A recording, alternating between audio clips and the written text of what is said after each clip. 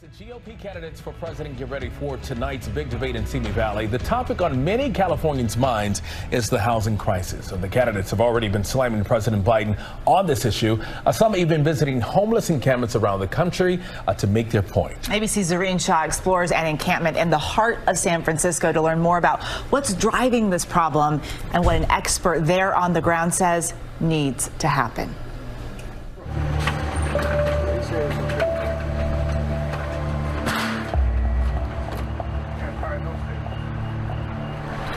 Job, boss. Garbage.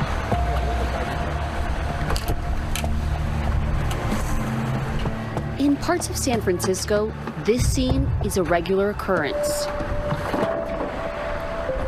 Unhoused Americans moving street to street, like Anthony, who says he's been living in a tent for the past 3 years.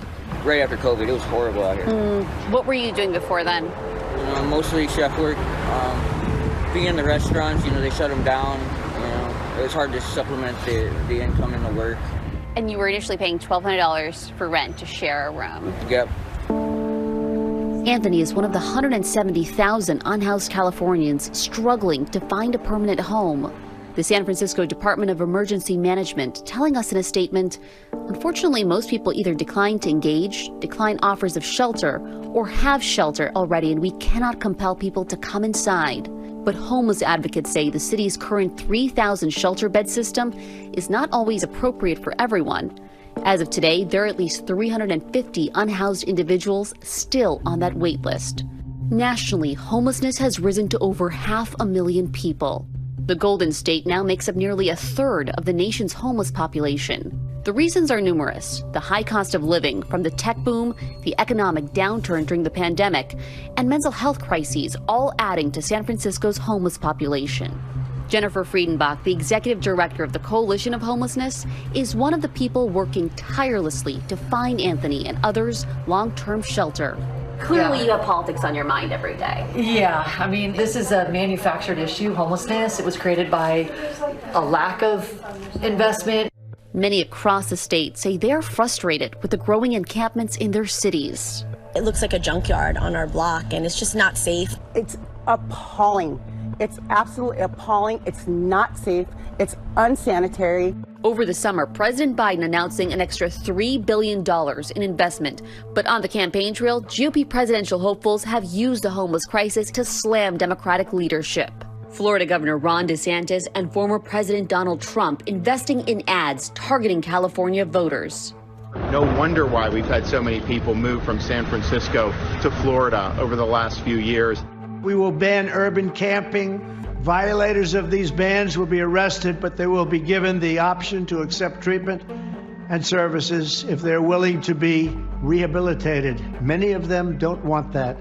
Friedenbach says this essentially criminalizes the homeless. What are the top 3 things the federal government can do in this moment? The federal government can quickly invest in housing vouchers. The federal government needs to invest in prevention so that there's short, medium, and long-term housing subsidies when there's a catastrophic health issue or a loss of job or something like that is happening. Having those prevention dollars is key.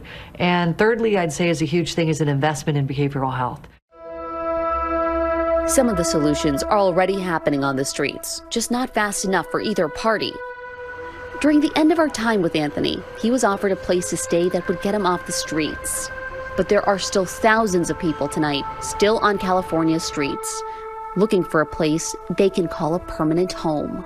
Zareen Shah, ABC News, Los Angeles.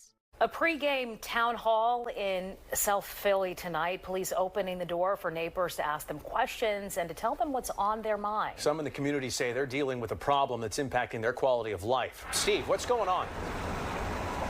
Yeah, it was a surprising issue for me that I didn't know about till I was at this meeting. Now, traditionally, for years and even decades, South Philadelphians have found free, safe parking right under I-95 for miles. But now, suddenly, so have a few other people. An absolute mess. An absolute mess. South Philadelphia residents came out tonight to tell police and public officials about a different kind of tailgating going on right under their noses and right under I-95. People living in broken down cars and even in Winnebagos now parked along Front Street. we saw cars with all their windows covered from the inside. One car even with a gas can next to the driver's door, a bucket next to the passenger door, and a generator on its roof. People living in cars, they cook with barbecues, everything. People with generators on the roof living in the car, what are they generating in there? Is it heat? That's dangerous if they've got a small heater in there. I mean, it's a quality of life issue for us, and it's a quality of life issue for the people who are living there. I understand that we need to have social services involved, but we have rights too, and it comes to a point where if you're going to go out to somebody 20 times and ask them to relocate, and then you're going to tell me we can't do anything, well, you can't do anything. The area generally gets run down as a result of people living in those cars because they don't have the ability to go anywhere else, either to use the facilities or to put their garbage somewhere that'll be picked up responsibly. And I think this just multiplies the issue. We know that it's illegal to live in a vehicle, and I think what we're trying to do is engage them with homeless services, offering them help. If they do not take those services, they need to move on, right? When we need to move on, we can't have them under 95 living there. While no one in any of the cars living in these places under I-95 came out of those cars to talk to us tonight, including whoever's living in that Chrysler 200 over there with the flat tires, the front and back end smashed, and that generator up on the roof right across the street from both Target and the Acme here in South Philly. Sheba, Jason? Yeah, I know exactly where that is, Steve. So what happens now? Well, it's hard to feel sorry for the people living with the folks in the cars, or the people actually living in the cars. Who do you feel sorry for more, or do you feel sorry for them both at the same time? And that is the city's dilemma right now. They've got to answer to these residents, and they've also got to go to these people and say, as you heard Mark Squilla, the councilman, say, you go to them and you offer these services, and if they say no, and they keep saying no, well, then you have to remove them somehow, and that's what the residents want to do. Meantime, with rates soaring, you may say, I can't afford to buy a house. I'm going to rent something, maybe your next house or apartment. So depending on where you live, there are some options still out there. Let's say you can afford $800 a month in rent. Here are some options we found for you. You can snag this pretty charming 2-bedroom apartment in St. Louis, my mom's hometown. There you go. Or this warm 1-bedroom in San Antonio, or a 1-bedroom in Phoenix. $800 a month. But if you're looking to spend $800 a month in many California cities, good luck. But there is an option out there, a new one. It's called Brownstone Shared Housing. It's a startup. They're converting homes and even office space in California into shared living. You can rent a sleeping pod that is roughly 3.5 feet tall or wide, 4 feet tall, and 6.5 feet in length. In addition to the bed pods, you share a bathroom, common area, and storage lockers. So what does one of these pods cost? Well, they've got a location in Bakersfield, California. That's the most affordable, about $500 a month. San Francisco, $700 a month. And in Palo Alto, $900 a month. But by the way, a 1-bedroom apartment in Palo Alto is probably like $8,000 to $10,000. Can I show this on camera? Is that okay? And that was completely healed. Thank you. It wasn't... That's the xylazine doing that. Yes. Yeah. These open wounds are caused by a drug called xylazine, known by its street name, Trank. The new drug is ravaging the streets of Kensington, a neighborhood in Philadelphia.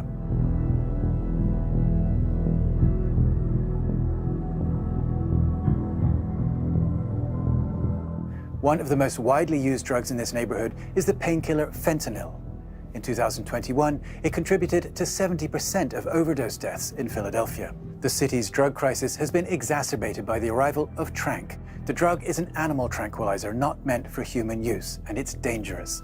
Jeffrey Weeks is a former heroin user. Now he drives around Kensington to talk to users of Trank. He shares his interviews with them on his YouTube channel, where he follows their journeys over time. When I got sober in April of 2016, I completely ignored Kensington and the drug scene in Philadelphia. And I went down there, and it blew my mind. It shocked me what I saw. When I first started the channel down there, I thought it was fentanyl doing all this, making everyone nod out and sleep and all that. And as I started talking to people, I realized it's this cheap animal tranquilizer called xylazine that they're cutting into the drug supply.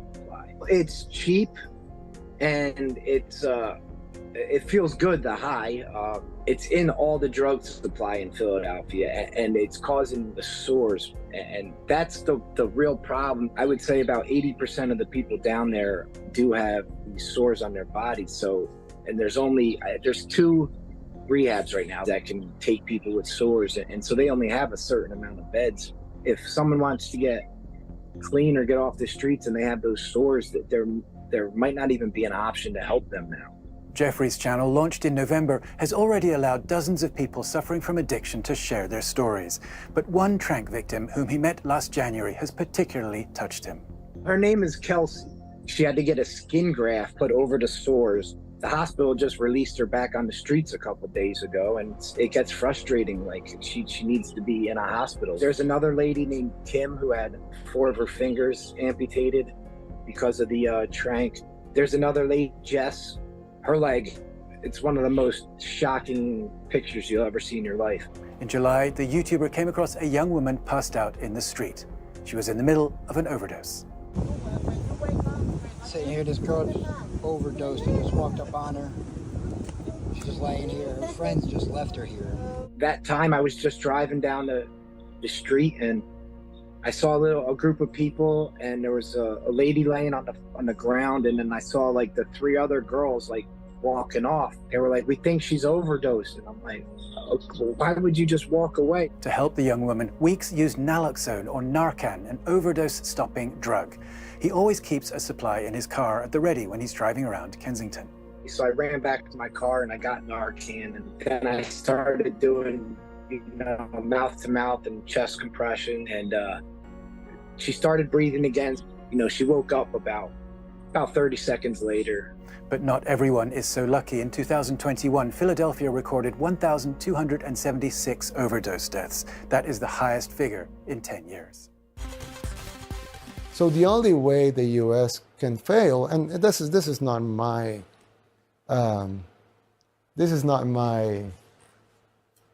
my analysis. This was made by presidents before, by U.S. presidents before. The demise of the U.S. has to come from within. Right? The enemies have to be inside, not really outside. No external enemy can cause so much damage as internal. It's an internal operation. You're watching internal operations here. You can see them in cities that were pristinely beautiful 30 years ago are wastelands right now. You would see people.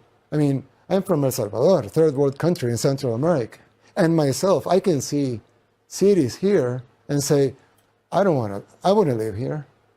So that would be unthinkable 3 decades ago. Totally unthinkable. That a Salvadoran wouldn't want to live in a U.S. city, in a U.S. main city. Los Angeles, San New York, Francisco, Chicago, yeah. Well, Philadelphia, Baltimore. When you look how the cities are eroding so fast, this has to be by design. Who would make so many stupid decisions? Like, okay, we're gonna give you money for drugs. Really, they're doing that. In some cities, they're giving people drugs. They're literally giving people drugs in some U.S. cities. Or they say, okay, we're gonna give you money if you don't work. Or we're gonna, they make all of these laws that make no sense. Or if they have a high crime, okay, I have a solution. Let's defund the police, right? They make this analysis here. And you see all these campaigns, defund the police. You will see these campaigns of, let's allow shoplifting up to this amount. They make these decisions openly. It's not even secret. They make it. They make them openly. And we all know what would be the consequence of it.